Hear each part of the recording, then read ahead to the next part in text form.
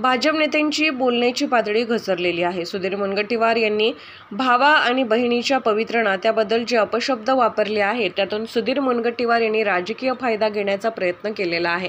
त्यामुळे काँग्रेसने निवडणूक आयोगाकडे याची तक्रार दाखल केली होती।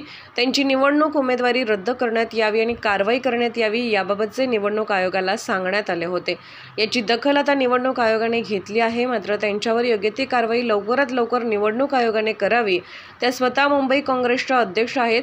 आता जे झालं आणि हायकमांडनी जे आदेश दिले त्यानुसार त्यांनी सगळ्यांची समजूत घालून कामाला लागावं।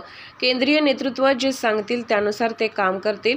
हा कॉमेडी आणि कुणाच्या थट्टा करायचा हा काळ नाही। आज काँग्रेससमोर लोकशाही वाचवण्याचा प्रश्न आहे, संविधान वाचवण्याचा प्रश्न आहे। भाजपने गेल्या 10 वर्षांमध्ये देश विकण्याचं काम नरेंद्र मोदी सरकारने केले, लोकशाहीला बर्बाद करण्याचं काम केलंय।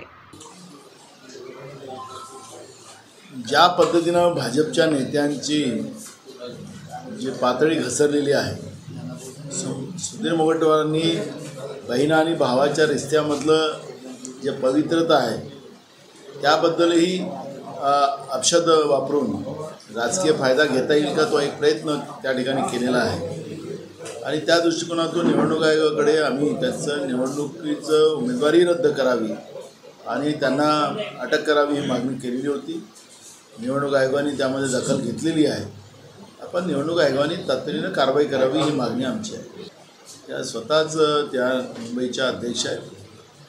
त्यांनी आता जे झालं आणि हायकमांडनी जे काही आपल्याला मार्गदर्शन केलं त्याच्या आधारावर सगळ्यांशी समजूत घालून कामाला लागावं अशा पद्धतीचं आमच्या केंद्रीय नेतृत्वाने सांगितलेलं आहे आणि वर्षा गायकवाड ते सगळा मोर्चा सांभाळतात।